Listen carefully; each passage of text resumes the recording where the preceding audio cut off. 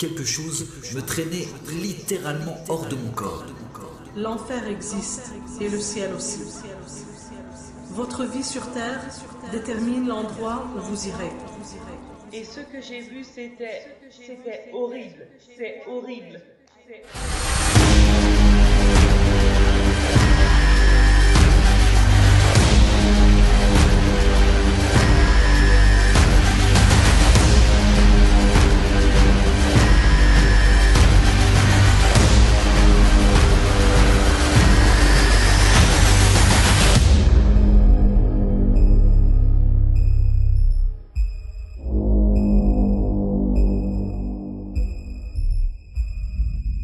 L'usage de drogue, puis son overdose, avait maintenu Randy Hicks dans les ténèbres depuis très tôt dans son enfance. Il avait grandi avec 8 frères et sœurs dans l'Illinois rural avec très peu de surveillance parentale. Les choses ne firent qu'empirer. Randy passa 1 an en prison pour le cambriolage d'une station d'essence. Il était tellement défoncé qu'il ne se souvient même pas d'avoir menacé le caissier d'une arme.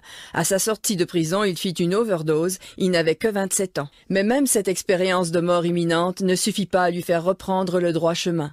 Randy se maria, mais ni son usage d'alcool ni sa dépendance à la drogue ne cessèrent, ce qui conduisit à la ruine de son mariage. En 1997, la femme de Randy le quitta avec ses 2 jeunes enfants. Ce qui a tout changé, c'est qu'à un moment, je me suis effondré à terre. Et j'ai physiquement senti que quelque chose me traînait littéralement hors de mon corps. J'ai levé la tête et j'ai vu la mort et l'enfer dans ses yeux. Il avait des cornes immenses, enroulées comme celles d'un bélier. Et la mort a empli la pièce. J'étais effrayé. Je pouvais physiquement ressentir que mon être spirituel se séparait de ma chair. Ce n'était pas une douleur, mais je sentais qu'il partait, et je tremblais de peur. Je suis tombé sur mon visage et j'ai hurlé. Jésus, pardonne-moi mes péchés. Seigneur, libère-moi de mes dépendances, prends-les toutes. Ne me laisse pas aller en enfer. Pitié. Je le suppliais, je pleurais. Je faisais tout ce que je pouvais. Puis au moment où j'ai regardé ma porte, elle s'est ouverte. Et j'ai vu une longue robe blanche et brillante. Il n'y a pas de blanc semblable dans le monde, c'est indescriptible. Et j'ai su sans l'ombre d'un doute qu'ayant invoqué Jésus, Dieu était intervenu pour me sauver. Depuis cet instant, je n'ai eu de cesse de connaître Dieu. Je voulais connaître Jésus. Je voulais connaître celui qui était venu me chercher alors que je savais sans le moindre doute que je devais aller en enfer. L'addiction de Randy à l'alcool et à la drogue fut immédiatement remplacée par une faim et une soif de Jésus. Au fur et à mesure que je grandissais, je me demandais, mais qu'est-ce qui ne va pas chez moi? Je me suis dit que la seule solution, c'était d'en finir avec la vie. Je suis allée dans la chambre de ma mère afin que personne ne me voie. J'étais déterminée à en finir, à ne plus ressentir ce vide, à mettre un terme à ma souffrance et à ma solitude. Rien n'allait pouvoir m'arrêter. Je me suis mise à pleurer et à crier à Dieu. « Seigneur, pardonne-moi » et le coup est parti. Mes poumons ont commencé à se remplir de sang. Mes oreilles, je suis devenue sourde. Tout doucement, je n'entendais plus. Mes yeux sont devenus aveugles. J'avais les yeux ouverts, mais je ne voyais plus. Et je savais que la mort saisissait mon âme. Puis tout à coup, je me suis sentie partir. Mon âme quittait mon corps et tombait toujours plus. Et j'ai compris que je ne contrôlais plus ma destinée. J'ai atterri dans un lieu de tourment complet. Et mon corps était brûlant. Je n'étais plus solitaire. Je n'étais plus déprimée. Je suis devenue la dépression. Je suis devenue la solitude. Je suis devenue un être tourmenté et empli de peur. Alors que je regardais autour de moi, j'ai vu d'autres personnes qui toutes hurlaient de douleur. Le point commun à tous, c'était que chacun d'entre nous désirait crier à ceux restés sur terre de ne pas venir dans cet endroit. Reconnaissez que Jésus-Christ est la vie. L'éternité est réelle. L'enfer existe et le ciel aussi. Votre vie sur terre détermine l'endroit où vous irez. Chacun demandait à ceux qu'ils aimaient d'écouter la vérité. Puis, j'ai vu la main de Dieu descendre et j'ai su que c'était pour moi. Sa main m'a prise et en un instant, je n'étais plus un être tourmenté de péché. J'étais devenu un être purifié et Dieu m'emmenait au ciel. C'était une paix incomparable, d'une beauté et magnificence au-delà de toute mesure.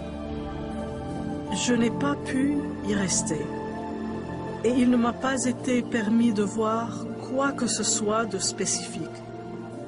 Cependant, je sentais la présence de Dieu dans sa plénitude.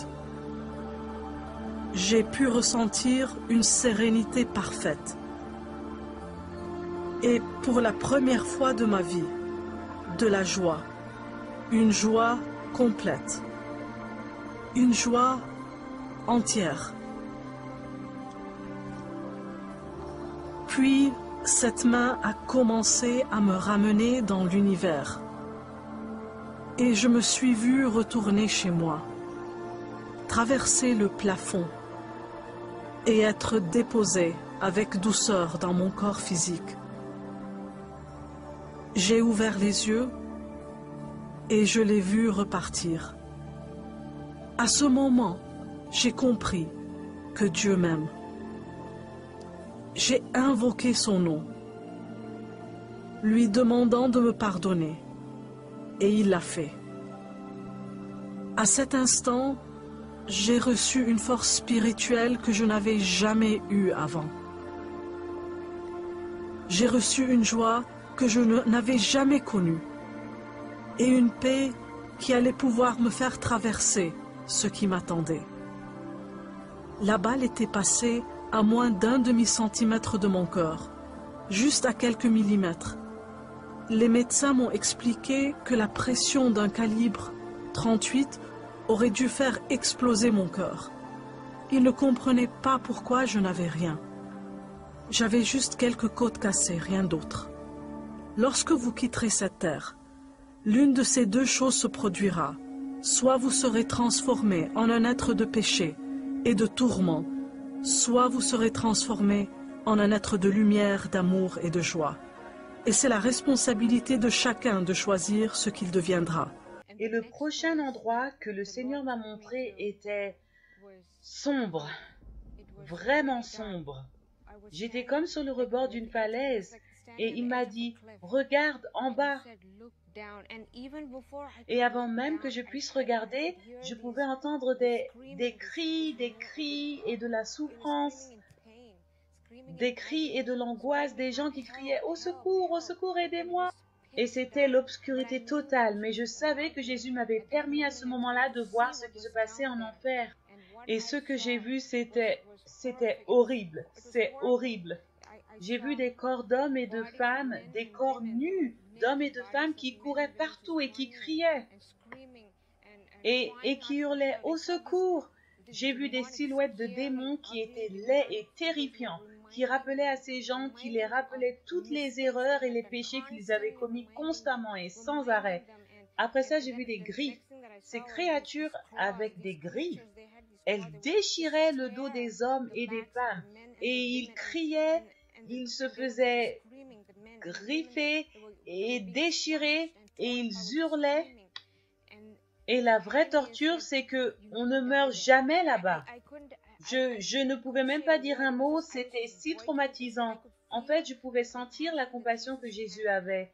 J'ai regardé son visage et j'ai vu la compassion dans ses yeux, mais il ne pouvait rien faire parce que ces gens avaient choisi leur destinée. L'odeur était, si vous avez déjà senti le soufre, multiplié par 1 million ou 1 milliard. Cette odeur, cette puanteur était horrible, cette odeur nauséabonde était horrible, et les ténèbres de l'enfer sont terrifiantes. Et Jésus a dit, « Regarde !» Et j'ai regardé et j'ai vu le visage de ces gens. Leur visage apparaissait devant moi, le visage de ces gens en enfer.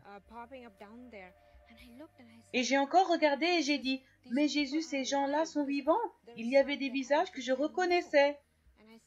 Et certains d'entre eux, je les connaissais. Ils étaient pasteurs et j'ai dit, mais ils sont vivants? Et Jésus m'a répondu, c'est pour ça que je te renvoie pour déclarer au monde la vérité, pour leur dire la vérité. Parce que mon Église est en train de périr, mon corps sur terre est en train de périr. Et dès qu'il m'a dit ça, je suis revenue. Il y a un paradis, il y a un enfer, il n'y a aucun autre choix. Chaque personne ira soit au paradis, soit en enfer. Et c'est le moment de choisir, vous comprenez? D'examiner notre cœur. Où va-t-on aller? Quelle sera notre destinée? Quel type de vie menons-nous? Vivons-nous d'une manière à l'extérieur, devant les autres? Et vivons-nous une vie complètement différente en privé?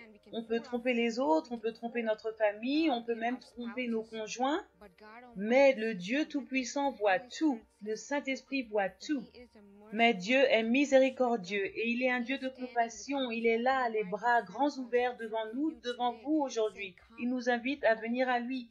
Tout ce qu'on a à faire est de se donner à lui et de se repentir. C'est l'heure pour que l'Église revienne à son premier amour. Je pense que le message principal d'aujourd'hui, le message est de revenir à notre premier amour. At this moment, God commands all men to repent and believe that today is the day of salvation, that you are to flee from the wrath to come, to flee from the law of Moses that condemns you into the city of refuge, who is Jesus Christ our Lord. Run to Him.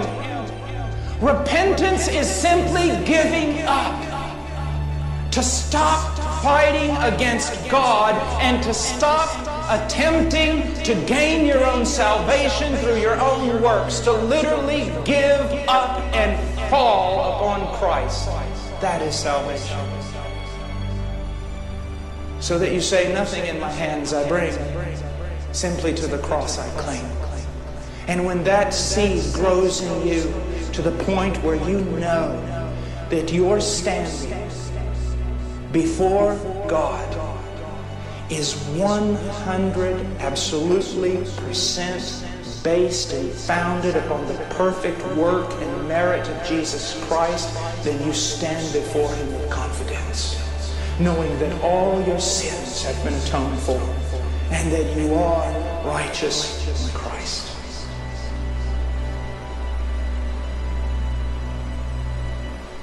Come to Him, come to Him, come to Him.